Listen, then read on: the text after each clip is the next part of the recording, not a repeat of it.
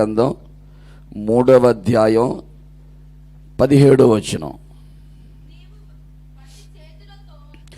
నీవు వట్టి చేతులతో వెళ్ళొద్దు, నీవు వట్టి చేతులతో నీ అత్త ఇంటికి వెళ్ళొద్దు అని చెప్పి అతడు ఈ 6 కొలల యావలను నాకిచ్చెను. చాలు, చదవబాకండి, బైబిల్ చూడొద్దు. రూతు భర్తను పోగొట్టుకుంది. భర్తను పోగొట్టుకున్న తర్వాత వాస్తవానికి ఎవరైనా ఎక్కడికి వెళ్తారు అంటే పుట్టింటికి పోతారు. కానీ రూతు ఏం చేసిందో తెలుసా? అత్తమ్మా నీ దగ్గరికి వస్తానంటే అత్త అంటుంది, వద్దులే నువ్వు మీ పుట్టింటికి వెళ్ళిపోమ్మా అని అంటుంది. రూతు అంటుంది, లేదు లేదు నీతో పాటు వస్తాను అత్తమ్మ అని అత్తతో కలిసి ప్రయాణమై వెళ్ళింది. వెళ్ళిన తర్వాత నయోమి పని చేయలేదు. నయోమి పని చేయలేదు కాబట్టి నయోమి కొరకును రూతు కొరకును రూతే కష్టపడి పని చేయాలి. అత్త దగ్గరికి వచ్చి, అత్తమ్మ నేను ఎవరి వలన కటాక్షం పొందుకుంటానో ఆ పొలంలోకి నేను వెళతాను అని అడిగింది. అత్త సరేనమ్మా అని చెప్పింది. రూతు బోయాజు పొలంలోనికి వచ్చింది. హల్లెలూయా. రూతు బోయాజు పొలంలోనికి వచ్చింది. బోయాజు పొలంలోనికి వస్తే బోయాజు రూతుని గమనించాడు. రూతును గమనించి, అరే ఈ పిల్ల మన నయోమి కోడలు కదూ, భర్తను పోగొట్టుకుంది కదూ, అరే ఈ కొత్త అమ్మాయి పొలంలోకి వచ్చి కష్టపడుతుందా అని రూతుని పరీక్షించాడండి. రూతుని పరీక్షిస్తే రూతులో యథార్థత కనపడింది, పవిత్రత కనపడింది. రూతులో శ్రేష్టమైన విషయాలను కొన్ని గమనించాడు. గమనించి ఆ రూతుని పిలిచి, రూతు ఒక్కసారి రామ్మ అని పిలిచి ఆ రూతుతో అంటాడు, నువ్వెందుకు వచ్చావు పొలానికి అంటాడు. అయ్యా ఈ పొలంలో పరిగేరుకుందామని వచ్చాను బాబు అంది రూతు. పొలంలో పరిగేరుకుంటే ఎంత ఏరుకుంటావు? కొంత ఏరుకుంటావు. పొలంలో పరిగెరుకుంటే కొంత ఏరుకుంటావు. దా ఇట్రా ఒక్కసారి, ఇట్రా ఋతు రమ్మర్రా అని రూతుని పిలిచి 6 కొలల యావలను కొలచి రూతుకి ఇచ్చాడు. స్తోత్రం కలుగును గాక. హల్లెలూయా. రూతు ఏరుకుంటే పరిగే కొంచెమే వచ్చేది ధాన్యం. బోయాజు రూతుని పిలిచి 6 కొలల యావలను కొలచి రూతుకి ఇచ్చాడు. రూతు అవి తీసుకుని అత్త దగ్గరికి వెళ్తే అత్తతో ఈ మాట చెప్తుంది. అత్త ఆశ్చర్యపోయింది. అమ్మా ఋతుమా, 6 కొలల యావలు తీసుకొచ్చావా నువ్వు?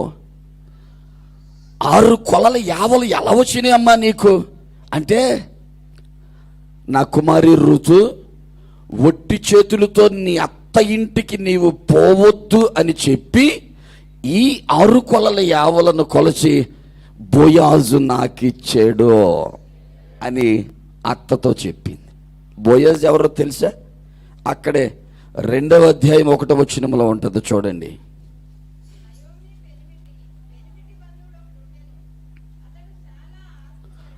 అతడు చాలా ఆస్తిపరుడు.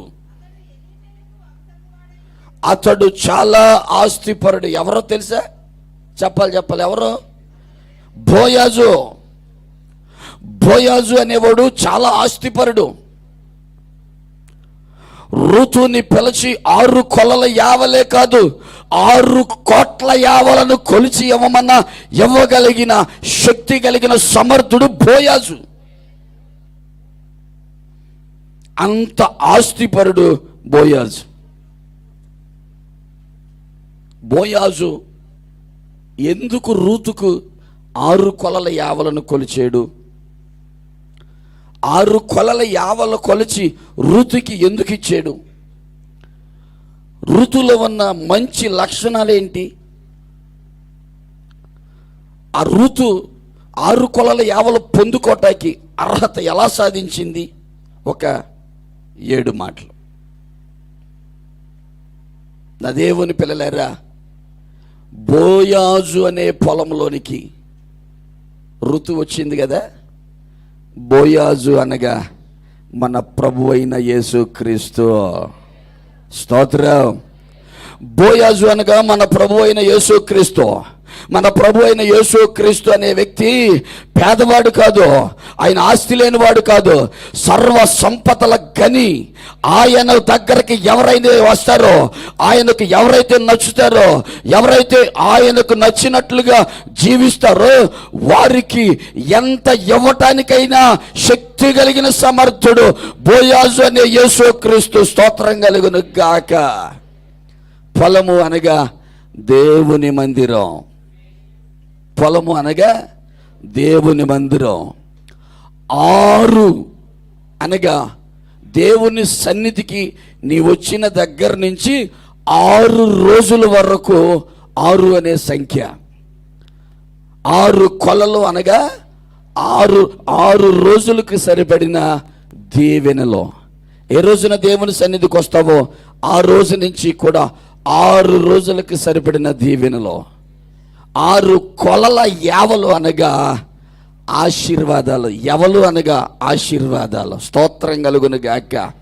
ఈ బోయాజు అనే పొలములోనికి, బోయాజు అనే యేసుక్రీస్తు పొలములోనికి రూతు అనే సంఘం వచ్చింది అనమాట. రూతు అనే సంఘము బోయాజు అనే యేసుక్రీస్తు పొలములోనికి వచ్చింది. యేసుక్రీస్తు పొలములోనికి వస్తే యేసుక్రీస్తు అనే బోయాజు 6 రోజులకు సరిపడిన దీవెనలను కొలచి రూతు అనే సంఘానికి ఇచ్చాడు. స్తోత్రం కలుగును గాక. మీరు ఎక్కడికి వచ్చారో తెలుసా? షారూన్ అనే పొలములోనికి వచ్చారు. షారూన్ అనే పొలములోనికి వచ్చారు. షారూన్ అనే పొలములో బోయాజు అనే యేసుక్రీస్తు ఉన్నాడు. ఆ బోయాజు అనే యేసుక్రీస్తుకి నచ్చినట్లుగా నీ జీవితం ఉంటే, బోయాజు అనే యేసుక్రీస్తు నచ్చినట్లుగా నీ బ్రతుకు కనుక ఉన్నట్లయితే, బోయాజు నిన్ను ఆశీర్వదించడానికి కలిగిన అర్హతలు గనుక నీకున్నట్లయితే, ఆనాడు రూతుకి బోయాజు ఎలాగన కొలచ ఇచ్చాడో పొలములో, షారోను పొలములో యేసుక్రీస్తు అనే బోయాజు 6 రోజులకు సరిపడిన యవలను కొలిచి ఈ రాత్రి నీకు ఇచ్చునుగాక. ఈ రాత్రి 6 రోజులకు సరిపడిన యావలు అనే దీవెనలో నా ప్రభు అయిన యేసుక్రీస్తు అనే బోయాజు షారోను పొలములో ఉన్న ఒక్కొక్కరికి ఎవలు అనే ఆశీర్వాదాలు కొలచునుగాక. స్తోత్ర. 6 రోజులకు కలిగిన యావలను కొలచి ఇవ్వాలంటే నువ్వు షారోను పొలము అనే సంఘంలో ఉండాలి. నా దేవుని పిల్లలారా, ఈ షారోను పొలం అనే సంఘంలో నీవు ఉంటే బోయాజు అనే యేసుక్రీస్తు నిన్ను గమనిస్తూ ఉంటాడు. గమనించినప్పుడు ఆయనకి నచ్చిన అనుభవాల్లో నువ్వు బ్రతకాలి. రూతు ఆ బోయాజుకి ఎందుకు నచ్చింది? మీరు కూడా ప్రభు అయిన యేసుక్రీస్తు అనే బోయాజుకి నచ్చాలి అంటే ఏం చేయాలో 7 మాటల్లో మొదటి మాట.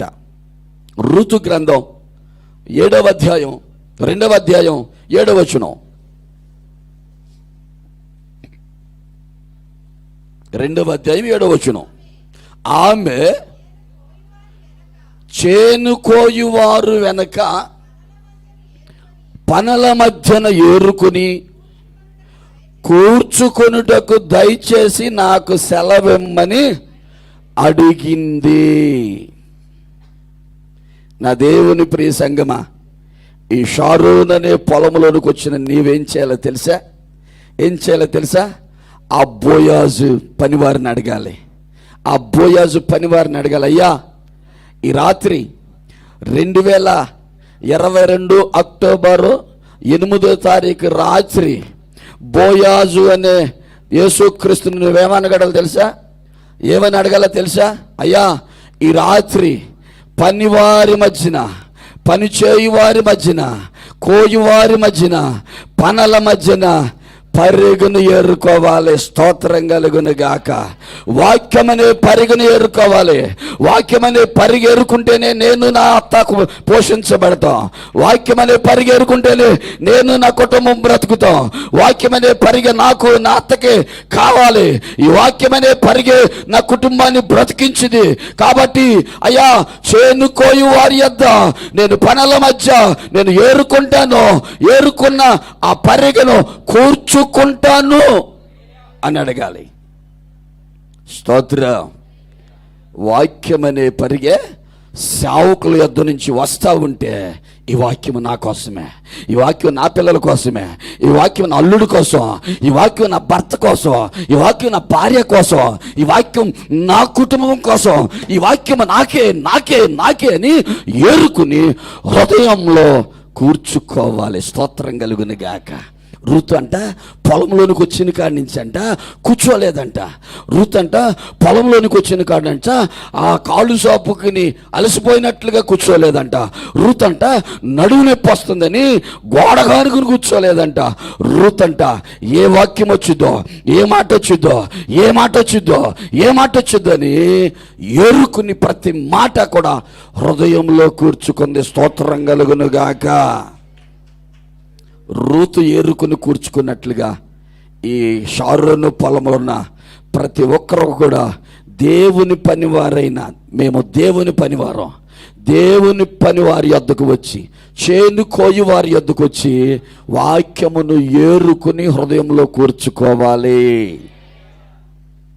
రెండవదిగా చూసినట్లయితే ఋతు గ్రంథం 2వ అధ్యాయం 14వ వచనం.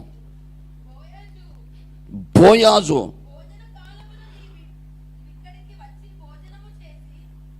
బోయాజు అమ్మా, భోజన కాలమున నీవు ఇక్కడకు వచ్చి భోజనము చేసి చెరకలో నీ మొక్క ముంచి తినుమని ఆమెతో చెప్పగా, ఇదిగో ఈ మాట, చేను కోయు వారి యొద్ద ఆమె కూర్చొని ఉంది. స్తోత్రం కలుగును గాక. పొలంలోనికి వచ్చింది. రెండవదిగా పొలంలోనికి వచ్చింది. షారోను అనే పొలంలోనికి వచ్చి ఋతు ఏం చేస్తుందో తెలుసా? చేను కోయి వారి యొద్దకు వచ్చి చక్కగా కూర్చొని ఉంది, చక్కగా కూర్చొని ఉంది, బుద్ధిగా కూర్చుంది, మౌనంగా కూర్చుంది, విధేయత కలిగి కూర్చుంది, భక్తి కలిగి కూర్చుంది, నమ్మకమైన విశ్వాసిగా కూర్చుంది. ఇదిగో సియోను కొండవలే అటు ఇటు కదలక, ఆకులు అటు ఇటు ఊగినట్లుగా, చెట్టులు ఊగినట్లుగా ఊగకుండా స్థిరంగా కూర్చుని ఉంది. షారోను పొలంలోనే కూర్చుని ఉంది, పొలంలోనే కూర్చుంది, పొలంలోనే కూర్చుంది. వేరొక చోటకి వెళ్ళలేదు, పొలంలోనే కూర్చుంది. స్తోత్రం కలుగును గాక. కూర్చున్నంతసేపు కూర్చున్నాం కదా, పొద్దున్నుంచి కూర్చున్నాం కదా, పొద్దునుంచి అరుతూనే అంటున్నాడు, పొద్దునుంచి కేకలేతనే అంటున్నాడు. కూసేపు అటు వెళ్ళొద్దామని చెప్పేసి రూతు అటు వెళ్ళ చక్కగా పొలంలోనే కూర్చుంది. అరే, ఈ అమ్మాయి ఏంట్రా అసలు ఎప్పుడు చూసినా పరిగెరుకుంటానే ఉంది, ఎప్పుడు చూసినా ఏరుకున్న పరిగె హృదయంలో కూర్చుకుంటానే ఉంది, వేరొక చోటకు పోవట్లేదు, ఇక్కడే కూర్చుని ఉంది అని గమనించాడు. స్తోత్రం కలుగును గాక. హల్లెలూయా. కొంతమంది ఏం చేస్తారో తెలుసా? మధ్యలో పోతా ఉంటారు. ఎక్కడికి వెళ్తున్నామంటే ఎట్ట అంటారు. కొంతమంది ఏం చేస్తారో తెలుసా? అటు పోతా ఉంటారు. ఎక్కడికి వెళ్తున్నామంటే ఎట్ట అంటారు. ఎట్ట అంటే 2 అర్థాలు ఉంటాయి. మంచినీళ్ళు వస్తుంది, ముందు వచ్చింది. స్తోత్రం కలుగును గాక. హల్లెలూయా. స్తోత్రం. ఈ రాత్రి నా దేవుని పిల్లలారా, నువ్వు ఎక్కడున్నావో తెలుసా? బోయాజు పొలంలో ఉన్నావు. ఆ బోయాజు పొలం పేరేంటో తెలుసా? షారోను పొలం. షారోను పొలంలోకి వచ్చిన నీవు, షారోను పొలంలోకి వచ్చిన నీవు ఇదిగో వాక్యం అనే పరుగుని ఏరుకుని హృదయంలో కూర్చుకుని, ఇదిగో చేను కోయి వారి యొద్ద, సేవకుల యొద్ద నీవు నమ్మకంగా కూర్చుని ఉండాలి. అందుకు బోయాజుకు నచ్చింది. అబ్బా, ఎంత విధేయత కలిగిన ఋతు అండి. పుట్టిన కానీ సూత్రాలని పెరిగినోళ్ళే, పుట్టిన కాచి హల్లెలూయా హల్లెలూయా హల్లెలూయా అనే పెరిగినోళ్ళే. స్తోత్రం. ఋతు ఎవరో తెలుసా? స్తోత్రాలు తెలీదు, హల్లెలూయా తెలీదు, ఆమెను తెలీదు, గ్లోరీ తెలీదు. మోయాబు నుంచి వచ్చిన ఆమె, మోయాబు నుంచి వచ్చిన ఆమె ఎంత నమ్మకంగా పొలములో కూర్చుంటుందో చూడండి. నా ప్రియమైన దేవుని పిల్లలేరా, బోయాజు పొలములోనికి వచ్చిన రూతు నమ్మకంగా కూర్చున్నట్లుగా మీరు కూడా దేవుని సన్నిధిలో ఈ షారోను పొలములో నమ్మకంగా విధేయత కలిగి కూర్చుందురుగాక. వచ్చిన వాక్యాన్ని ఏరుకున్న హృదయంలో కూర్చుకొందురుగాక. మూడవదిగా చూసినట్లయితే ఋతు గ్రంథం 2వ అధ్యాయం 17వ వచనం. కాబట్టి ఆమె అస్తమయము వరకు ఆ చేనులో షారోను పొలములో పరిగెను ఏరుకొనిన పరిగెను దొల్లగొట్టింది. స్తోత్రం కలుగును గాక. హల్లెలూయా. పరిగెను దొల్లగొడితేనే గింజలు వస్తాయి. పరిగెను దొల్లగొడితేనే శ్రేష్టమైన ధాన్యపు గింజలు వస్తాయి. పరిగెను ఎప్పుడైతే కర్రతో కొడతామో ఆ దెబ్బలకు గింజలకున్న పొట్టు పోయి శ్రేష్టమైన గింజలు బయటకు వస్తాయి. ఋతు అంట ఏరుకున్న పరిగెను కూర్చుకున్న పరిగెను చూసి సంబరపడలేదంట, ఆనందించలేదంట, గంతులు వేయలేదంట. ఏరుకున్నట్లుగా ఉంటే నాకేం ప్రయోజనం? ఏరుకున్న వాక్యాన్ని, ఏరుకున్న శ్రేష్టమైన జీవం కలిగిన ఆ వాక్యపు గింజలను దొల్లగొడతా నేను. ఈ వాక్యమే నా పిల్లల కోసమే, ఈ వాక్యమే నన్ను బ్రతికించింది, ఈ వాక్యమే నా కుటుంబాన్ని బ్రతికించింది, ఈ వాక్యమే నన్ను, నా పిల్లలను, నా కుటుంబాన్ని పోషిస్తుంది అని దొల్లగొట్టుకోవాలంట. నిజమేనయ్యా, పాపిని నేను, దుర్మార్గురాలు నేను, ఒకప్పుడు నీకు విరోధిగా బ్రతికేనయ్యా. అటువంటి నన్ను శ్రేష్టమైన స్థలములో ఉంచావయ్యా, షారోను పొలములో ఉంచావయ్యా. నీవే లేకపోతే నేను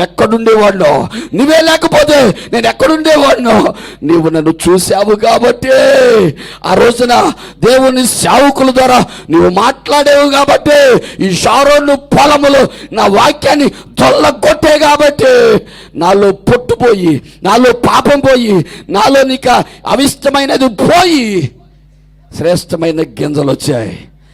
ఆ గింజలతో నేను బ్రతికాను. స్తోత్రం. దొల్లగొట్టాలి మనం. దొల్లగొడితేనే మన గింజల్లో ఉన్న పొట్టు పోయిద్ది. దొల్లగొడితేనే ఆ గింజలను ఇంటికి రాకుండా అడ్డుగిస్తున్న ఆ పొట్టంతా కూడా చెదరపోయిద్ది. నా ప్రియమైన దేవుని పిల్లలారా, వాక్యాన్ని ఇంటే సరికాదు, ఎన్న వాక్యాన్ని గుండెలు బాదుకుంటూ ఆ వాక్యాన్ని దొల్లగొట్టిన ఆ సమయంలో గింజలు బయటకు వస్తాయి. స్తోత్రం. హల్లెలూయా. మనం ఏం చేస్తామని తెలుసా? కోపం వస్తే పిల్లలను దొల్లగొడతాం, కోపం వస్తే అచ్చనైనా దొల్లగొడతాం, కోపం వస్తే తోడుకోవడంలైనా దొల్లగొడతాం. అటు చూడలేక నీ ఎంక చూస్తున్నా. కోపం వచ్చి భర్తనైనా దొల్లగొడతాం. ఆ మధ్య ఒక ఇంటికి ప్రార్థన చేస్తాకి వెళ్ళే ఆ అక్క తాగుబోతు భర్తతో మాట్లాడుతూ ఉంది. అసలు ఏం మాట్లాడిద్దని కొంచెం దూరం గుండి చూస్తా ఉన్నా. ఒరే అనొచ్చాను కూడా, ఒరే నా కుక్క అంటుంది. నిజం. ఎందుకు పుట్టేవరా? సావనన్నా సావరా? ఎందుకురా మమ్మల్ని ఏడిపెత్తావు? ఎందుకురా? సావరా, కాళ్ళలో పడి సావరా? తాగమని ఆపమంటే ఆపమని గోడకేసి దొల్లగొట్టింది. ఊరి నాయనకి నేను వెళ్ళపోతే ఇంకేదో జరిగేటట్టు ఉంది. ఏసో రక్తమో అనుకుంటే వెళ్ళా నేను. అక్క నన్ను చూసి అంటదే, అయ్యా మారయ్యా, ఇంకెప్పుడు మారుతావయ్యా? అయ్యా పాస్టర్ గారు శ్రేష్టమైన వాక్యాలు చెప్తున్నాడు, ఒక్కసారి మందిరానికి రాయ్యా అని ఏడ్చింది. సావిత్రి కూడా చాలదండి బాబా.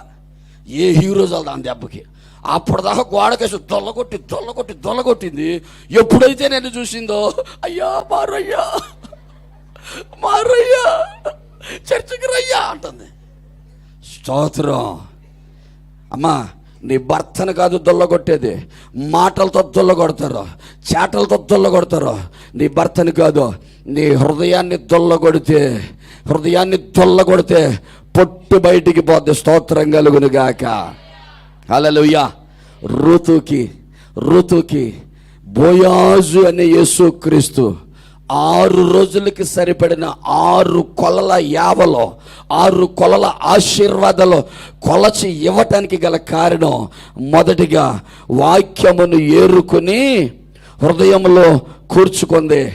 రెండవదిగా చేనుకోయి వారి యొద్ద, సేవకుల యొద్ద నమ్మకంగా కూర్చొని ఉంది. మూడవదిగా ఏరుకున్న వాక్యాన్ని, ఏరుకున్న పరిగిని ఏం చేసిందో తెలుసా? దొల్లగొట్టింది. స్తోత్రం కలుగును గాక. తర్వాత చూసుకున్నట్లయితే ఋతు గ్రంథం 2:22లో చక్కని మాట ఉంటుంది చూడండి. అప్పుడు నయోమి తన కోడలైన ఋతుతో, నా కుమారి, కూడుతావా, కొడతావా, ఎచ్చవేస్తావా, కూడి అంటున్నావు. చాలా జాగ్రత్తగా చదవాలి. స్తోత్రం. నా కుమారి, అతని పని కత్తెలతో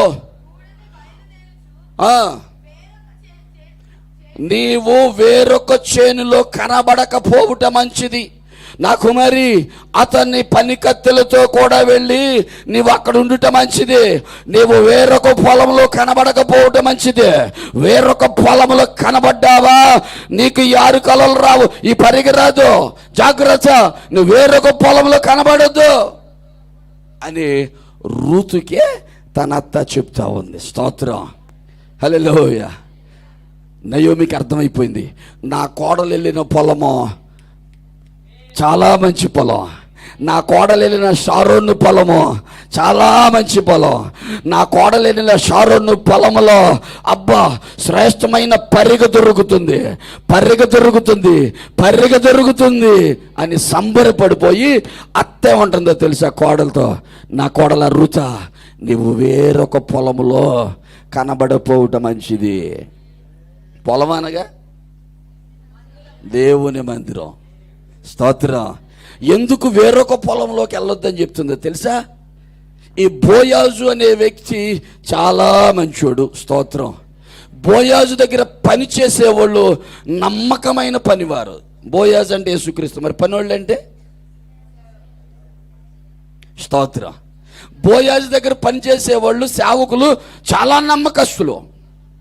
అందుకని అది గమనించి ఋతుతో అత్తంటదే, నీవు వేరొక పొలములోనికి వెళ్ళొద్దు. అరితే మానేత్తంగా 2 వారాలు, వాక్యం గట్టిగా దిగబడితే మానేత్తంగా 2 వారాలు, పిల్లల్ని గద్దిస్తే మానేత్తంగా 2 వారాలు. ఆ మధ్యన నా దరిద్రం బాగా ఏదో చర్చిలు గట్టిగా వాక్యం చెప్పా, అలర్ చేస్తున్నారో సంథింగ్ ఏదన్నా, ఆ 5 సంవత్సరాల నుంచి ఇంతవరకు ఆ చర్చిలు కనపడలేదంట. స్తోత్రం. హల్లెలూయా.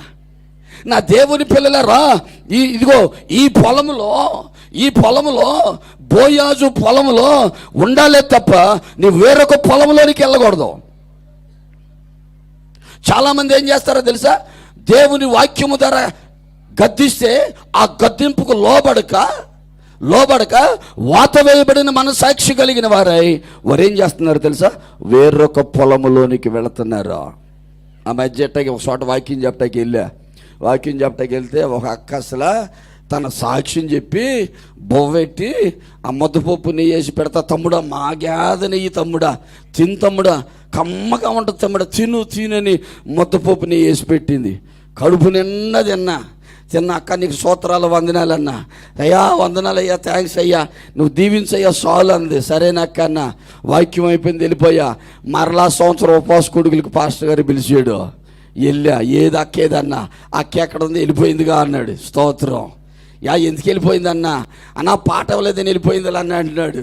అదేంటి పాట వచ్చుగా అన్న, ఇచ్చేనన్నా అన్నాడు. ఇచ్చేళ్ళకి పెళ్లికి వెళ్ళిపోయిందన్నా. ఆ పాట పాడతా సరిగ్గా రాలేదు, వెళ్ళిపోయింది అన్నాడు. ఏం పాట ఇచ్చేవన్నా? జ్యోతిర్మయుడా నా ప్రాణప్రియుడా అనే పాట ఇచ్చాడంట. ఆ పాట ఇచ్చే వెళ్ళిపోయిందంట. ఎందుకు వెళ్ళిపోయింది అన్న? పాడతాం రాదన్న, అందుకు వెళ్ళిపోయిందంట అంటున్నాడు. అసలు ఏమైంది చెప్పాను చెప్పట్లా. వాళ్ళ అబ్బాయిని అడిగారు, ఏమైంది అన్న? పుస్తకం పట్టుద్దంట, ఎడ పట్టుకుంటుందంట,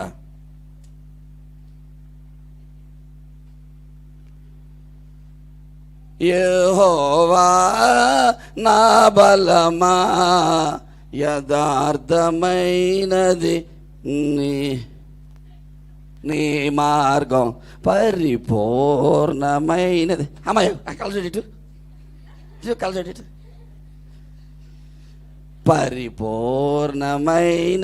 నీ మార్గం. యోహో యోహో యో ఇది వద్దులే రాట్ల. నడిపించు నానావా నడి సాంద్రమున దేవా, నవ జీవనము జీవన మార్గమునా. ఇది రావట్లేదు అమ్మ. అందరికి వచ్చిన పాట పాడుకుందాం. యేసన్ గారి పాట, యేసన్ గారి పాట పాడుకుందామని. జ్యోతి మొగుడా నా ప్రాణ ప్రియుడా, స్తుతి మన మహిమలు నీకే. జ్యోతి మొగుడా నా ప్రాణ ప్రియుడా, స్తుతిగణ మహిమలు నీకే అందంట. ఆకలేసింది, జ్యోతి ఆకలేసింది. జ్యోతి ఆకలేసి ఎక్కడా ఎక్కడా ఎక్కడా ఎక్కడా ఎక్కడని గుద్దిందంట. స్తోత్రం కలుగును గాక. జ్యోతి మొగుడా నా ప్రాణ ప్రియుడని పాడతామని జుట్టు పట్టుకుని గుద్దే గుద్దు గుద్దడమే కాకుండా ఆ పాట పాడిన దాని మీద అయ్యగారి మీద, అయ్యగారి కొడుకుల మీద, కోడల మీద కేసు పెట్టింది. స్తోత్రం కలుగును గాక. కేసు పెడితే పాస్టర్ గారు పాపం, పాస్టర్ గారికి దడదళ్ళాడిపోతాడు. జీబు వచ్చేద్దాం ఆదివారం పూట, అయ్యా ఈ ఉపాస కొడుకులో జీబు వచ్చేద్దాం దడదళ్ళాడిపోతూ ఉంటే పోలీసు ఎస్ఐ గారు ఫోన్ చేశాడంట. పాస్టర్ గారు మీ గురించి మాకు తెలుసు అయ్యా, మీరు చాలా మంచోళ్ళు, ఇదిగో ఇట్లా కేసు పెట్టారు. ఏం జరిగిందంటే నా దరిద్రం జరిగిందయ్యా, నన్ను క్షమించండి. ఇది మొదలుకొని గానకోకిలను, సుశీలను, బాలసుబ్రహ్మణ్యం చెల్లిని నేను పంపించనయ్యా, ఇక్కడ తీసుకురానయ్యా, రమ్మన్నయ్యా, పంపించేస్తానయ్యా అన్నాడు. స్తోత్రం కలుగును గాక. హల్లెలూయా. పాడతామేమో రాదు, పాడమని ఇచ్చినామో ఏది పాడతామో అర్థం కాదు. పాడమ్మా అంటే కమ్మని పాట అండి, ప్రపంచం అంతా పాడే పాట. జ్యోతిర్మయుడా నా ప్రాణ ప్రియుడు అంటే ప్రతి ఒక్కరికి వచ్చే పాట. అది దెబ్బకు పారిపోయింది. స్తోత్రం. నా ప్రియమైన దేవుని పిల్లలారా, పాట ఇవ్వలేదని, ప్రార్థన ఇవ్వలేదని, పలకరించలేదని, వందనాలు చెప్పలేదని, ఏదో అనాలోచనగా ఉన్నాడు భాస్కర్ అన్న, నాతో సరిగ్గా లేడని, ఇదిగో వాక్యము హెచ్చరించిందని, వాక్యము గద్దించిందని, వాక్యము నిలబెడుతుందని, వాక్యము నిన్ను గద్దిస్తుందని నీవు సిగ్గుపడి లేదా బాధపడి వేరొక పొలంలోనికి వెళ్ళకూడదు. నువ్వు పాపంలో ఉన్నప్పుడు, శాపంలో ఉన్నప్పుడు, కామ క్రోధ మదమత్సర్యాలతో ఉన్నప్పుడు, నీ కుటుంబం అంతా పతనమైపోతున్నప్పుడు, నీ కుటుంబానికి మరణము దగ్గరైనప్పుడు, ఎప్పుడైతే బాధతో భయంతో వచ్చావో, ఏడుస్తా వచ్చిన నీవు ఈ షారోను పొలంలో అడుగు పెట్టిన నాటి నుంచి కూడా చచ్చే వరకు షారోను పొలములోనే ఉండాలి. మరణము తప్ప ఏది నిన్ను వేరు చేయకూడదు. మరణము తప్ప నిన్ను వేది కూడా ఏరు చేయకూడదు. రూతు అత్తతో చెప్పినట్లుగా, అత్తమా మరణము తప్ప ఏది మనల్ని వేడి చేయకూడదని చెప్పినట్లుగా, ఇదిగో నేను దేవుని సేవకంగా మీతో చెప్తా ఉన్నా, షారోను పొలంలో అడుగు పెట్టిన నాటి నుంచి కూడా చచ్చే వరకు పొలంలోనే ఉండాలి, పొలంలోనే చావాలి, పొలంలో నుంచే నీవు పరలోకానికి వెళ్ళాలి, పొలంలో నుంచే దేవుని దగ్గరికి వెళ్ళిపోవాలి తప్ప వేరొక పొలంలోనికి వెళ్ళకూడదు. అవమానమైన, నిందలైన, కష్టాలైన, కన్నీళ్ళైన, వేళనైనా సరే ఏదైనా షారోను పొలములోనే ఉందురుగాక. మరణము తప్ప మిమ్ములను షారోను పొలాన్ని ఏది వేరు చేయకుండును గాక. సాతాను కుయుక్తలను యేసు నామములో పొమ్మని ఆజ్ఞాపిస్తున్నా. యేసు నామములో షారోను పొలములోనే ఉందురుగాక. వేరొక పొలములో నీవు కనబడకూడదు. ఒకవేళ రూతు వేరొక పొలంలోనికి వెళ్తే బోయాజ్ వచ్చి, అయ్యో పాపం, అయ్యా రూతు అనే ఒక అమ్మాయి ఉండాలి కదా, రూతు ఉండాలి కదా, ఆ రూతు ఏది, నేను ధాన్యాన్ని ఇద్దాం అనుకుంటున్నాను, ఇదిగో ధాన్యాన్ని పిచ్చి పంపుదాం అనుకుంటున్నాను అని గనక బోయాజ్ అనే వ్యక్తి వస్తే, పొలంలో రూతు లేకపోతే ఆ గింజలు ఎవరికి వెళ్తాయి? స్తోత్రం. అందుకనే నువ్వు ఎక్కడ ఉండాలో తెలుసా? వేరొక పొలములోనికి ఉండకూడదు, వేరొక పొలములోనికి వెళ్ళకూడదు. గమనించాడు బోయాజు. అరే పక్కన ఈ పక్కన ఒక పొలం ఉందిగా, ఈ పొలంలో యావలేసాం మనం, ఆ పొలంలో గోధుమలు ఉన్నాయి, యావల కంటే గోధుమలకి రేట్ ఎక్కువ, అంత పరిగెరుకుంటే అన్ని గోధుమలు వస్తాయి. ఈ యావలను పట్టుకుని ఎలాడిద్ది ఏంటి? గోధుమలకి వెళ్ళొచ్చుగా, గోధుమలు ఏరుకోవచ్చుగా, పక్క పొలంలో గోధుమలు ఉన్నాయి, వెళ్ళొచ్చుగా. ఈ పక్క పొలంలో కూడా ఉన్నాయి, ఆ పక్క పొలంలో ఉన్నాయి, ఎటు చూసిన పొలాలలో ఆ పరిగు దొరికిద్ది. ఎందుకని ఈ ఋతు ఇక్కడే ఉంది? ఓ, ఋతు అనే వ్యక్తి నమ్మకస్తులలో శ్రమలైన, బాధలైన, కష్టాలైన, కన్నీళ్ళైన, వేదలైన, శోధనలైన ఈ పొలాన్ని విడిచిపెట్టి వెళ్ళేది కాదు అని గ్రహించాడు బోయాజ్. అలాగనే నా ప్రభు కూడా మిమ్ములను గ్రహించునుగాక. నీ నమ్మకత్వాన్ని బట్టి మీకు ధాన్యపు గింజలు ఇచ్చునుగాక. మీ యొక్క ప్రతిష్టతను బట్టి నా దేవుడు 6 కొలల యావల కొలచి ఇచ్చునుగాక. రూతు వలె ఈ పొలములోనే ఉందురుగాక. 5వదిగా చూసుకున్నట్లయితే బోయాజు రూతుని 6 కొలల యావలతో దీవించడానికి గల కారణం 5వది చూడండి. రూతు గ్రంథం 3వ అధ్యాయం 3వ వచనం.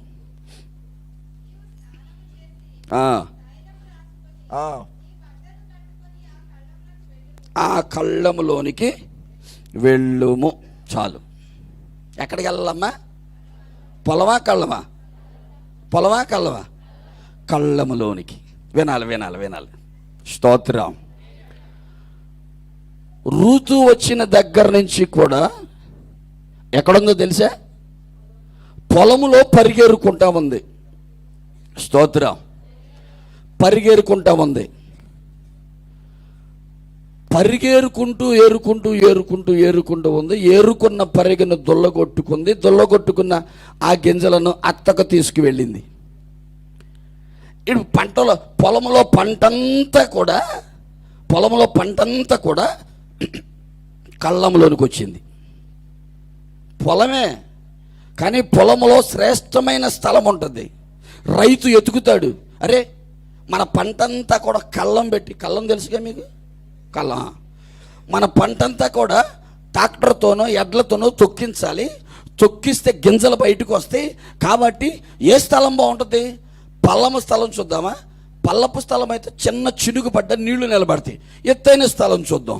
ఎత్తైన స్థలంలో కొంచెం మెత్తటి స్థలం చూద్దామా? లేదు, గట్టిగా ఉన్న స్థలం చూద్దాం అని రైతు ఏం చేస్తాడంటే గట్టిగా ఉన్న స్థలాన్ని, ఎత్తైన స్థలాన్ని కళ్ళముగా ఏర్పాటు చేసుకొని ఆ కళ్ళంలో పంటంతా తీసుకొచ్చి కళ్ళంలో పెడతాడు. స్తోత్రం కలుగును గాక. హల్లెలూయా. ఋతు ఏరుకొంద పొలంలో పరిగి అయిపోయింది. ఇప్పుడు ఈ విషయము ఎవరికి తెలిసిందో తెలుసా? నయోమికి తెలిసింది. అత్త అంటది కోడలతో, కోడలా ఈరోజు ఎక్కడికి వెళ్తున్నావు? పరిగి వెళ్తున్నాను అత్తమ్మ. లేదు లేదు లేదు, ఈరోజు ఒక్క నిమిషం నువ్వు ఆగు, నేను 2 మాటలు చెప్తాను. ఇప్పుడు దాకా పొలంలో పరిగెరిగావు కదా, పొలంలో పరిగేగా నువ్వేరింది. పొలంలో పరిగలేదు. ఆ పరిగంతా పంట అంతా ఎక్కడికి వెళ్ళింది? కళ్ళంలోకి వెళ్ళింది. కళ్ళంలోకి వెళ్ళింది. స్తోత్రం కలుగును గాక. ఈ కళ్ళంలోకి నువ్వు వెళ్ళాలి అంటే పొలములో నువ్వు ఎలా వెళ్ళినా పర్లేదు. పొలంలోకి నువ్వు ఎలా వెళ్ళినా పర్లేదు. పొలంలో నువ్వు ఎలా ఉన్నా పర్లేదు. ఇప్పుడు కళ్ళంలోకి వెళ్తున్నావు. నువ్వు కళ్ళంలోనికి వెళ్ళాలి అంటే కళ్ళం శ్రేష్టమైనది, కళ్ళం పవిత్రమైనది, కళ్ళం ఎత్తైనది, కళ్ళం ఉన్నతమైన ఆ స్థానంలో ఉంది. కాబట్టి కళ్ళంలోనికి వెళ్ళేటప్పుడు నువ్వు మొదటగా ఏం చేయాలో తెలుసా? స్నానం చేయాలి. చదవండి. మొదటిగా ఏం చేయాలి? స్నానం చేయాలి. రెండవదిగా ఏం చేయాలి? తైలం రాసుకోవాలి. మూడవదిగా ఏం చేయాలి? బట్టలు కట్టుకోవాలి. ఋతుకి పొలంలోకి వెళ్ళేటప్పుడు కట్టడి పెట్టల. ఋతుకి పొలంలోకి వెళ్ళేటప్పుడు కట్టడి పెట్టలా. రుత పొలంలోకి వెళ్తున్నావు కదా, పొలంలోకి వెళ్ళేటప్పుడు ఇదిగో స్నానం చెయ్యి, తైలం రాసుకో, ఇదిగో మూడోది బట్టలు కట్టుకొని రూతుకి అత్త ఆజ్ఞలు పెట్టలా, కట్టడి పెట్టలా. స్తోత్రం. పొలములో ఎలాగైనా ఏరుకోవచ్చు, పొలంలో ఎవరైనా ఏరుకోవచ్చు, తాగుబోతాడు ఏరుకోవచ్చు, తిరుగుబోతు ఏరుకోవచ్చు, తాగొచ్చినాడు కూర్చుని అక్కడ ఏరుకోవచ్చు, భార్యను కొట్టేవాడు ఏరుకోవచ్చు, ఇద్దరు పిల్లలు వేసుకుని అక్కడో హామని కూర్చోబెట్టయినా వాక్యం వింటే వాక్యాన్ని ఏరుకుని హృదయంలో కూర్చుకోవచ్చు. ఇక్కడ నుంచి ఆ చివరి వరకు ఉన్న పొలంలో ఎటువంటి వాడైనా వచ్చి కూర్చొని ఏరుకుని గింజలను హృదయంలో కూర్చుకోవచ్చు. కానీ కళ్ళమనే పరిశుద్ధ స్థలంలోనికి రావాలంటే ఇద్దరు పిల్లలు రావటానికి లేదు, పిల్లని కొట్టేవాడు రావటానికి లేదు, ఇదిగో భార్యని అనుమానించేవాడు రావటానికి లేదు, భర్తని హింసించే భార్య రావటానికి లేదు. ఈ అపవిత్రమైన వాళ్ళు ఎవరు కూడా ఇక్కడికి రాకూడదు. ఇక్కడికి రావాలి అంటే, కళ్ళంలోనికి రావాలంటే స్నానం చెయ్యాలి. దావీదు అంటాడు, అయ్యా నేను పాపములో పుట్టాను, పాపములో పెరిగాను, నా తల్లి పాపములోనే నన్ను గర్భం ధరించింది, నేను పాపిని కాబట్టి హిస్సోపుతో నన్ను కడుగు అంటాడు. స్నానం చేయటం అంటే పాపాన్ని కడుక్కోవటం, పాపాన్ని కడుక్కోవటం. రుత పొలంలో ఎలా అయినా కళ్ళంలోనికి వెళ్ళాలంటే నీ పాపాలు కడుక్కోవాలి, స్నానం చెయ్యాలి. రెండవదిగా తైలాన్ని రాసుకోవాలి, అభిషేకంతో వెళ్ళాలి, అభిషేకంతోనే అతి పరిశుద్ధ స్థలంలోనికి వెళ్ళాలి. నువ్వు ఎలా పడితే అలాగ వెళ్ళటానికి ఇల్లేదో. మూడవదిగా రక్షణ వస్త్రాలు నీకు ఉండాలి. స్తోత్రం కలుగును గాక. పాపం కడుక్కుని రక్షణ వస్త్రాలు ధరించి పరిశుద్ధాత్మ అభిషేకము నువ్వు పొందుకుని కళ్ళములోనికి వెళ్ళాలి. స్తోత్రం. ఎందుకు కళ్ళములోనికి వెళ్ళాలి? ఎందుకు స్నానం చేసి కళ్ళములోనికి వెళ్ళాలి? ఎందుకు వస్త్రాలు కట్టుకుని కళ్ళములోనికి వెళ్ళాలి? ఎందుకు తైలం రాసుకుని కళ్ళములోనికి వెళ్ళాలి? ఎందుకు వెళ్ళాలి? అత్తంటదే అతడు ఏం చేస్తున్నాడు అక్కడ? అతడు ఏం చేస్తున్నాడు చూడండి, అక్కడ కొంచెం కిందకు చదువు.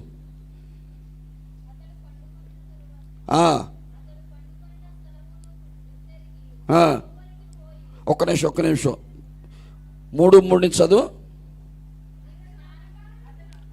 అతడు అన్నపానాలు పుచ్చుకుంటున్నాడు. స్తోత్రం కలుగును గాక. చాలు. ఇదిగో రుత పొలంలో ఉన్నప్పుడు ఎవరి దగ్గర అన్నం తిన్నావో తెలుసా? పొలంలో ఉన్నప్పుడు ఎవరి దగ్గర అన్నం తిన్నావు? పనివారి దగ్గర అన్నాన్ని తిన్నావు. స్తోత్రం. ఇప్పుడు కళ్ళంలోకి వెళ్తున్నావు. కళ్ళంలో ఎవరున్నారు తెలుసా? బోయాజు ఉన్నాడు. ఆ కళ్ళంలోకి వెళ్ళాలంటే స్నానం చేయాలి, తైలం రాసుకోవాలి, బట్టలు కట్టుకోవాలి. ఎందుకు స్నానం చేయాలి, ఎందుకు బట్టలు కట్టుకోవాలి, ఎందుకు తైలం రాసుకోవాలంటే అతడు అన్నపానాలు పుచ్చుకుంటున్నాడు. ఇక్కడ అన్నపానాలు ఉన్నాయి. ఆయన శరీరం ఉంది, ఆయన రక్తం ఉంది. ఆయన బోయాజు అని యేసుక్రీస్తు కళ్ళంలో అంటున్నాడు, ఇది నా శరీరం, అనేకుల కొరకు చిందించబడిన నా రక్తం అని బోయాజు కళ్ళములో ఉండి చెప్తూ ఉన్నాడు. స్తోత్రం కలుగును గాక. హల్లెలూయా. అందుకు నువ్వు స్నానం చేయాలి, అందుకు నువ్వు బట్టలు కట్టుకోవాలి, అందుకు నువ్వు తైలం రాసుకోవాలి. ఎందుకో తెలుసా? కళ్ళములో ఉన్న బోయాజు అన్నపానాలు పుచ్చుకుంటున్నాడు. స్తోత్రం కలుగును గాక. పొలంలో ఎవడైనా వెళ్ళొచ్చు. ఇద్దరు పెళ్ళాన్ని కొట్టేవాడు, అనుమానించేవాడు, గొడవలు ఆడుకునేవాళ్ళు ఎవడైనా వెళ్ళొచ్చు. కళ్ళంలోనికి రావాలంటే మారు మనసు పొంది బాప్తిసం తీసుకుని పాపాలు కడుక్కుని పరిశుద్ధాత్మ అభిషేకాన్ని పొందుకుని రక్షణ వస్త్రాలు కట్టుకుని కళ్ళములోనికి వస్తే కళ్ళములో ఆయన శరీరము, ఆయన రక్తం ఉంది. ఆయనంట కళ్ళములో అన్నపానాలు పుచ్చుకుంటున్నాడంట. స్తోత్రం కలుగును గాక. హల్లెలూయా. నా ప్రియమైన దేవుని పిల్లలారా, ఈ అనుభవంలోనికి వచ్చిన నీవు మరుగయ్యుండు. కళ్ళంలో ఎలా ఉండాలి? మరుగయ్యుండు. నువ్వు కనపడొద్దు, ప్రతి ఒళ్ళకి కనపడొద్దు, ఎవరికి పడితే వాళ్ళకి కనపడొద్దు. నీవు మరుగై ఉండాలి. స్తోత్రం. నీ కులం కనపడకూడదు, నీ గోత్రం కనపడకూడదు, నీ సౌందర్యం కనపడకూడదు, నీ బంధువులు కనపడకూడదు, నీ బలం కనపడకూడదు, మరేది కూడా కనపడకూడదు. ఆ కళ్ళములోకి వెళ్ళిన తర్వాత నీవు మరుగై ఉండాలి. స్తోత్రం కలుగును గాక. నా ప్రియమైన దేవుని పిల్లలారా, ఒక విషయాన్ని చెప్తాను. మొదటిగా పరిగెను ఏరుకుంటాకు వచ్చింది నమ్మకత్వాన్ని చూశాడు బోయేజు. రెండవదిగా ఇదిగో ఈ యొక్క కళ్ళంలోనికి వచ్చింది. కళ్ళంలోనికి వచ్చి కళ్ళంలో మరుగయ్యుంది. ఆ తర్వాత చూసుకున్నట్లయితే 3:7 ఒక మాట ఉంటుంది, చక్కని మాట. ఆమె కాళ్ళ దగ్గర పండుకుని ఉందంట. స్తోత్రం కలుగునుగాక. బోయాజు కాళ్ళ దగ్గర పండుకుని ఉందంట. బోయాజు పాదాలు పట్టుకుందంట. బోయాజు పాదాలు పట్టుకుని ఏడుస్తుందంట. అయ్యా, నీవే నా దిక్కు, నీవు తప్ప నాకెవరు లేరు. పొలములో అడుగు పెట్టిన కాడ నుంచి కూడా, పొలములో పరిగి ఏరుకున్న దగ్గర నుంచి కూడా, ఎప్పటి వరకు కూడా నీవే దిక్కు అయ్యున్నావు. ఇక ముందు కూడా నీవే దిక్కు అని ఏడ్చిందంట. స్తోత్రం కలుగును గాక. హల్లెలూయా. ఏడ్చింది. ఎక్కడ ఏడ్చింది? ఆయన పాదాల దగ్గర పడి. స్తోత్రం. రూతు అనే సంఘమే యేసుక్రీస్తు అనే బోయాజు పాదాలు పట్టుకుని ఏడ్చే అనుభవాల్లో ఉండాలి. ఆయన పాదాలు పట్టుకుని ఏడవాలి. అప్పుడు కనికరించబడతారు మీరు. అప్పుడు మీ మీద కనికరం వచ్చింది. అప్పుడు మీ మీద జాలి కలిగింది. అప్పుడు మీ మీద ఉన్నతమైన ప్రేమ కలిగింది. అప్పుడు మీ మీద ఔన్నత్యాన్ని చూపుతాడు ఆయన. కాబట్టి పొలంలోనికి వచ్చిన నీవు నిద్రమత్తుతో ఉండొద్దు. పొలంలోనికి వచ్చిన నీవు అనాలోచనగా ఉండొద్దు. పొలంలోనికి వచ్చిన నీవు అదో రకంగా ఉండొద్దు. ఎలా ఉండాలో తెలుసా? పొలంలో ఆ కళ్ళంలోనికి వచ్చిన నీవు, పొలంలో నుంచి కళ్ళంలోనికి వచ్చిన నీవు ఇదిగో ఆయన పాదాలు పట్టుకుని ఏడ్చే అనుభవంలోనికి రావాలి. స్తోత్రం కలుగును గాక. మొదటిగా చేనుకోయి వారి యొద్ద వాక్యాన్ని ఏరుకుని హృదయంలో కూర్చుకుంది రూతు. రెండవదిగా కోయువారి యొద్ద నమ్మకంగా కూర్చునుంది. మూడవదిగా ఏరుకున్న వాక్యాన్ని దొల్లగొట్టింది. నాలుగవదిగా వేరొక పొలంలోనికి వెళ్లకుండా రూతు ఉంది. ఐదవదిగా కళ్ళంలో మరుగై ఉంది. ఆ కళ్ళంలోనికి వచ్చింది. స్నానం చేసి బట్టలు కట్టుకుని తైలం రాసుకుని కళ్ళంలోనికి వచ్చి మరుగై ఉంది. ఆరవదిగా ఆయన పాదాలు పట్టుకుని ఏడుస్తుంది. కరిగిపోయాడు ఆయన, జాలి కలిగినాడు ఆయన, దయగలిగినాడు ఆయన. ఎంతకాలం పాపం వీళ్ళు ఏడుస్తారో, ఎంతకాలం పేదరికంలో ఉంటారో, ఎంతకాలం ఆకలి తాడవలు తెస్తూ ఉంటారో, ఎంతకాలం అనారోగ్యంగా ఉంటారో, ఎంతకాలం ఇదిగో వాళ్ళు ఈ పొలంలో అడుగుపెట్టిన నాటి నుంచి, షారోను పొలంలో అడుగుపెట్టిన నాటి నుంచి కూడా నమ్మకంగా ఉంటున్నారు. ఏదో చెయ్యాలి, వీళ్ళకి ఏదో చెయ్యాలి అని. అమ్మా, నువ్వు దుప్పటి తెచ్చుకున్నావా అని అడిగాడు. స్తోత్రం కలుగును గాక. అయ్యా, పనివారు ఎప్పుడో దుప్పటిచ్చారయ్యా, మీ పనోళ్ళు ఎప్పుడో దుప్పటిచ్చారో. దుప్పటి అనగా అభిషేకం.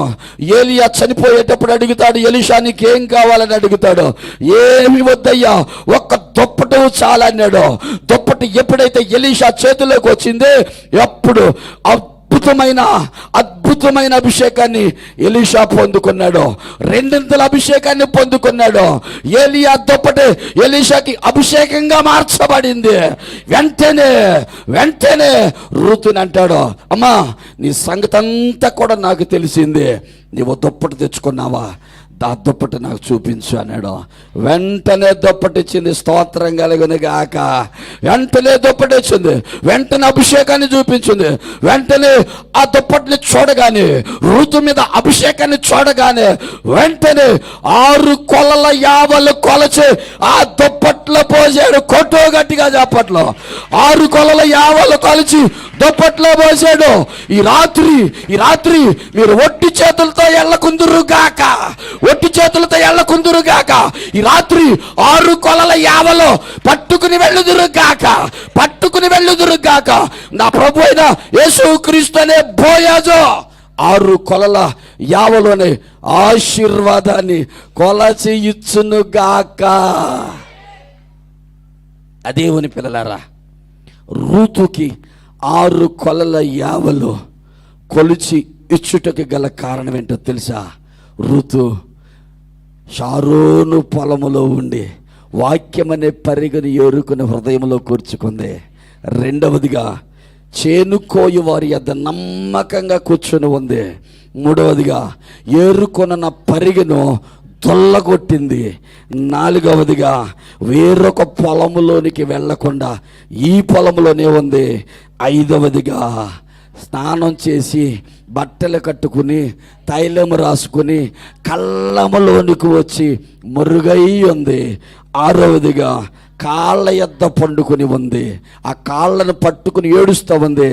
ఏడవదిగా దుప్పటితో వచ్చింది. స్తోత్రం. దుప్పటితో వచ్చింది. ఈ రాత్రి పరిగేరుకుంటకు వచ్చిన రూతు 6 కొలల యావలు తీసుకెళ్ళింది. పరిగెరుకుంటే కొంచెమే వచ్చింది, కానీ కష్టపడకుండా శ్రమ పడకుండా రైతు ఆ యజమానుడు బోయాజు ప్రేమను పొందుకుని పరిగితో పాటు 6 కొలల యావలను కొలుచుకుంది. 6 కొలల యావలు ఎత్తుకెళ్ళిన ఆమె పొలంలో నుంచి కళ్ళములోనికి వచ్చి ఆ కళ్ళములో ఆయనకి భార్యగా మార్చబడింది. స్తోత్రం.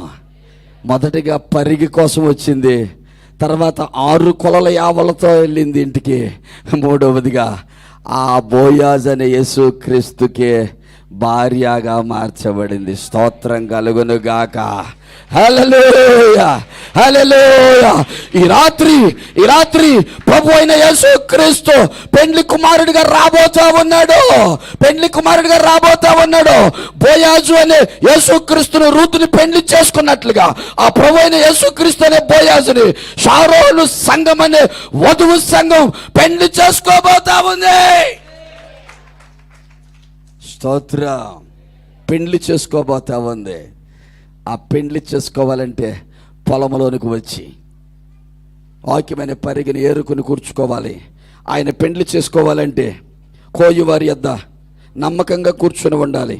ఆయన పెండ్లి చేసుకోవాలి అంటే ఏరుకున్న దాన్ని దుల్లగొట్టాలి. ఆయన పెండ్లి చేసుకోవాలంటే వేరొక పొలంలోనికి వెళ్ళకూడదు.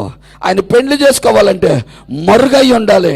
ఆయన పెండ్లి చేసుకోవాలంటే ఆయన కాళ్ళు పట్టుకుని ఆడవాలి. ఆయన పెండ్లి చేసుకోవాలంటే నీ దగ్గర దుప్పటి ఉండాలి.